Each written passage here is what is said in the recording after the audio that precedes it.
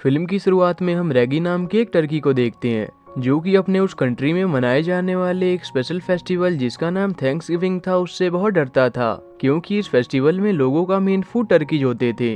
वो जाकर अपने फ्लॉक के मेंबर्स को बताता है कि फार्मर हमें सिर्फ इसलिए पाल रहा है ताकि थैंक्सगिविंग पर वो हमारी दावत बना सके। पर कोई भी उसकी बात को सीरियसली नहीं लेता, क्योंकि वो फार्मर को अपना दोस्त समझते थे और उन्हें लगता था कि फार्मर हर रोज उनमें से किसी एक को टर्की पैराडाइज ले जाता है। रैगी को हमेशा से ही वहाँ कोई भी सीरियसली नहीं लेता था और सभी उससे अलग रहना पसंद करते थे।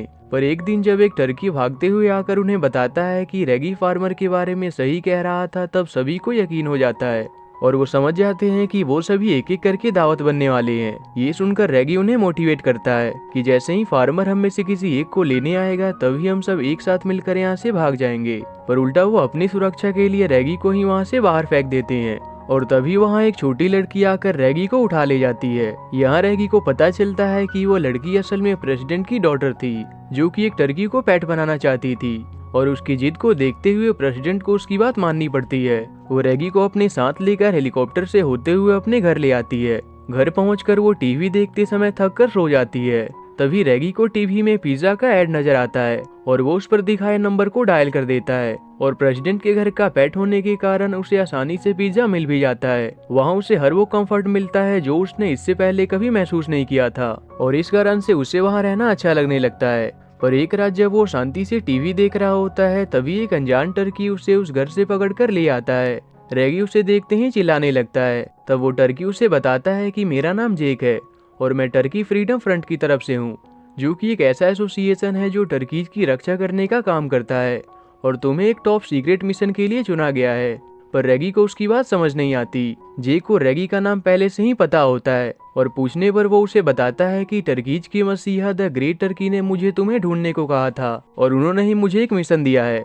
और इतना कहकर वो रैगी को अपने साथ लेकर छुपते हुए सीक्रेट मिलिट्री बेस घुस जाता है। वहाँ वो रैगी को बताता है कि हम यहाँ टाइम मशीन चुराने आए हैं, जिसकी मदद से हम सैकड़ों साल पहले उस समय में जाएंगे जब सबसे पहला थैंक्सगिविंग मनाया जाने वाला होगा और थैंक्सगिविंग के मेन्यू से टर्कीज को ही हटा देंगे। इससे हम अपने साथ दुनिया के सभी टर्कीज की लाइफ भी बचा सकेंगे। और इसके बाद वो रैगी के साथ बेस पहुंचकर वहां मौजूद मैप से टाइम मशीन का एक्चुअल लोकेशन पता कर लेता है।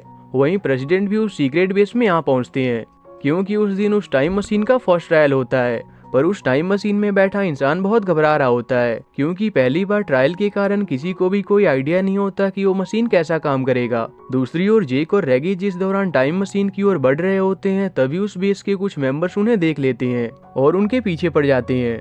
पर वो उनसे बचते हुए भागकर उसी चैम्बर में पहुंच जाते हैं जहां टाइम मशीन होता है। उस वक्त तक टाइम मशीन को एक्टिवेट कर दिया गया होता है। उसी समय कैप्टन की नजर जेक और रैगी पर पड़ती है और वो ट्रायल पर्सन को टाइम मशीन से बाहर निकलने को कहता है।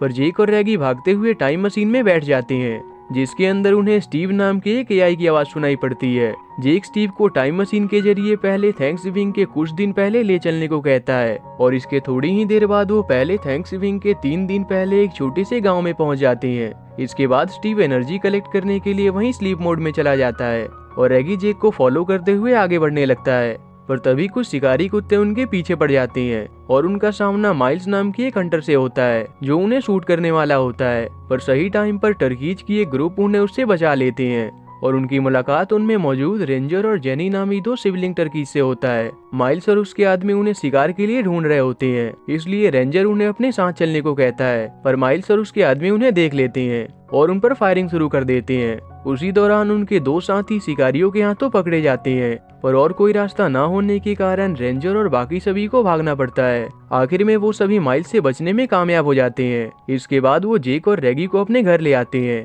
जहां उनकी तरह और भी बहुत से टर्कीज मौजूद होते हैं और वो सभी पेड़ की एक जड़ के नीचे अपना बसेरा बनाकर रहा करते थे।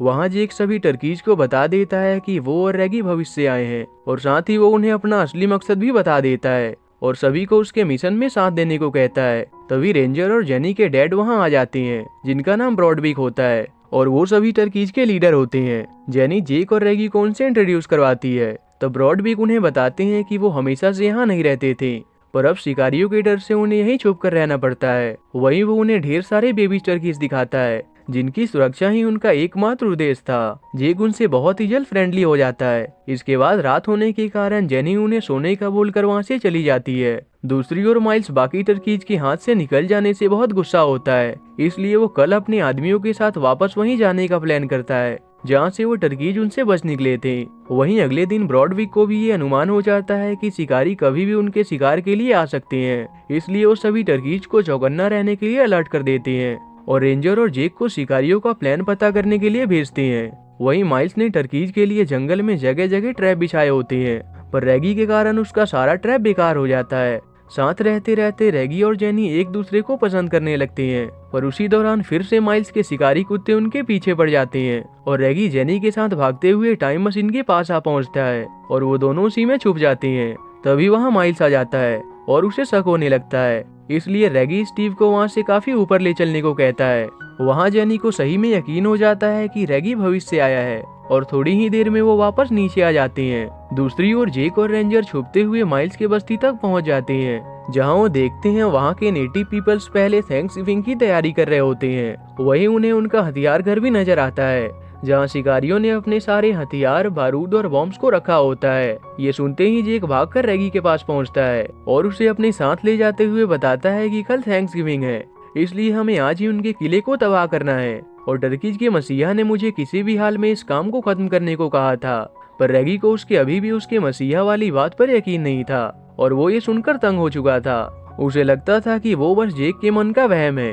तब जेक उसे बताता है कि मेरा जन्म एक ऐसे फार्म में हुआ था जहाँ टर्कीज को केमिकल के यूज से मोटा किया जाता था, पर मेरी माँ ने मुझे उस केमिकल से बचाए रखा था। उन्होंने ही मेरे बेहतर भविष्य के लिए मुझे वहाँ से भाग जाने के लिए मोटिवेट किया था, जिसके बाद मैं मौका पाकर अकेले ही उस फार्म से बचकर भाग गया। पर तभी रास्ते में मेरे सामने टर्कीज के वही मसीहा अपीयर हुए और उन्होंने मुझे ये सैक्रेड नॉब देते हुए मेरे जीवन का असली मकसद बताया और कभी भी हार ना मानने की सलाह दी। इसके बाद वो रैगी को कहता है कि हमें बस उनके हथियार घर को उड़ाना है और इस तरह से हम थैंक्सगिविंग रोक सकेंगे, क्योंकि बिना हथियार के वो टर्कीज का शिकार नहीं कर पाएंगे। रैगी भी उसकी बात से सहमत हो जाता है और वो दोनों अपने चालाकी से उनके अड्डे में घुस आते हैं, जहां माइल सो रहा होता है। वही वो उन दोनों पकड़े हुए टर्कीज को भी देखते हैं और जिस दौरान रैगी विस्फोट की तैयारी कर रहा होता है, उसी दौरान जेक सभी टर्कीज को अपनी जीत की निशानी दिखाने के लिए चुपके से माइल्स के उसी ट्रेल को ले लेता है जिसमें वो अपने बूम पाउडर को रखा करता था। इसके बाद वो दोनों टर्कीज को वहां से निकालकर उस हथियार घर को ब्लास्ट कर देते हैं और एक्साइटेड होकर सभी टर्कीज को ये बताने निकल जाते हैं, पर वो इस बात से अनजान होते हैं कि उनके साथ ही माइल्स के उस ट्रेल से पूरे रास्ते में बूम पाउडर गिरना शुरू हो चुका था। वहां पहुंचकर जेक अपनी जीत का सबूत दिखाते हुए उन्हें अपने कारनामों के बारे में बता देता है। ये जानकर सभी टर्कीज उन्हें खूब सम्मान देते हैं। दूसरी ओर माइल्स वहां गिरे पंख को देखकर ये समझ जाता है कि ये उन टर्कीज का ही काम है। तभी उसे वहां गिरा हुआ बूम पाउडर नजर आता है और वो उनका रास्ता जानने के लिए बूम पाउडर में आग लगा देता है और देखते ही देखते वो फ्लेयर टर्कीज के ठिकाने तक पहुंच जाता है। ये देखकर सभी जेक की बेवकूफी पर गुस्सा करने लगते हैं। उतने में वहां माइल्स हमला करने आ जाता है और सभी टर्कीज वहां से निकलने के लिए भागने लगते हैं, पर उनमें से कुछ को बस्ती के लोग पकड़ लेते हैं। ये देखकर वो दूसरे रास्ते की ओर भागने लगते हैं और शिकारी कुत्ते उनका पीछा करने लगते हैं। उसी दौरान माइल्स उन्हें अंदर ही भूनने के लिए उनके घर में आग लगा देता है। वहां से भागते समय जेनी को उन बेबी टर्कीज के बारे में याद आता है, इसलिए वो और रैगी अपनी जान की परवाह किए बिना उन्हें लेने के लिए जाने लगते हैं। तभी उनके सामने जेक आता है, जो अपने साथ उन बेबी टर्कीज को सुरक्षित ले आया होता है। उसके बाद वो सभी अपनी जान बचाकर वहां से बाहर निकल जाते हैं, पर उनकी जान बचाने के लिए ब्रॉडविक को अपनी जान गंवानी पड़ती है। इसके बाद बस्ती के लोग उनके ना मिलने से बाकी के टर्कीज को अपने साथ लेकर वापस लौट जाते हैं। सभी टर्कीज ब्रॉडविक के डेथ से बहुत दुखी होते हैं और उन्हें अपने तरीके से ट्रिब्यूट देते हैं, पर इसके बाद रैगी खुद को इस सब का जिम्मेदार मानकर वहां से वापस लौटने का तय करता है।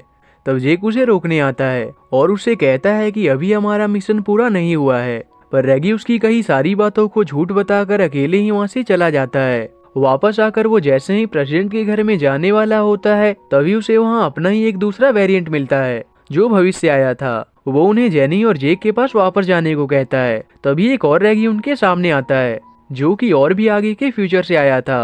वो रैगी से कहता है कि ब्रॉडविक की मौत से जेनी और बाकी टर्कीज बहुत गुस्से में हैं, इसलिए वो माइल्स की बस्ती पर हमला करने वाले हैं। तभी रैगी को उस सैक्रेड नॉब के बारे में याद आता है और उसे लगता है कि शायद उसे जेक के बताए उस टर्कीज के मसीहा को ढूंढना होगा, जो शायद उसे उस दरवाजे के पीछे मिलेगा जो इस नॉब से खुलता होगा। तभी स्टीव उसे बताता है कि असल में वो ही टर्कीज का मसीहा है, तब रैगी को जेक की बात समझ आ जाती है और वो टाइम मशीन से उसी समय में पहुंचता है जहां उसे यंग जेक मिलता है। और यहाँ से ये क्लियर हो जाता है कि जिस टर्कीज की मसीहा की बात जेक शुरू से कर रहा होता है वो असल में रैगी ही था। वो जेक को वही सारी बातें बताता है और सभी टर्कीज की पूरी प्रजाति को बचाने का मिशन देता है और वही उसे प्रेसिडेंट के घर से रैगी को अपने साथ लेकर टाइम मशीन को चुराने का भी सुझाव देता है, जिसके जरिए वो टाइम में पीछे जाकर सारी चीजें ठीक कर सकते थे और उसे सेक्रेट नोब देकर वहाँ से चला जाता है। और यंग जेक भी रैगी को असली का मसीहा मानकर उसकी सारी बातें मान जाता है। दूसरी ओर जेक रेंजर, जेनी और बाकी सभी के साथ मिलकर माइल्स के बस्ती की ओर उन पर हमला करने जाता है, पर उनके करीब पहुंचने से पहले ही माइल्स अपने आदमियों को उनकी तरफ तोप से हमला करने का ऑर्डर देता है। पर तभी अचानक उनके द्वारा फायर किए गए सभी एक्सप्लोसिव रुक जाते हैं और आसमान में अपने आप एक पोर्टल ओपन हो जाता है और सारे तोप्स पोर्टल की ओर खींचने लगते हैं और माइल्स भी उन्हें रोकने में खुद भी उस पोर्टल के अंदर ही चला जाता है। और तभी उसमें से रैगी टाइम मशीन के साथ उनके सामने अपीयर होता है। जेक उसे देखकर ये समझ जाता है कि रैगी ही टर्कीज का मसीहा था। वो अपने साथ पिज्जा लाया होता है और सभी को वो पिज्जा ऑफर करता है, जिसे टेस्ट करते ही उन्हें वो बहुत अच्छा लगता है और सभी उसे बड़ी खुशी से एंजॉय करते हैं। इसके बाद वहाँ के सभी निवासी भी टर्कीज को अपना लेते हैं और इसके बाद वो तय करते हैं कि अब से वो थैंक्सगिविंग पर टर्कीज को अपने मेन्यू से हटा देंगे और उसके बदले वो पिज्जा को उससे रिप्लेस कर देते हैं। और एट लास्ट जेक और रैगी अपने मिशन में कामयाब हो जाते हैं। इसके बाद रैगी जेनी और बाकी टर्कीज के ही साथ रहने का तय करता है और जेक टाइम मशीन से वापस लौट जाता है। और इसी के साथ ये मूवी यहीं एंड हो जाती है।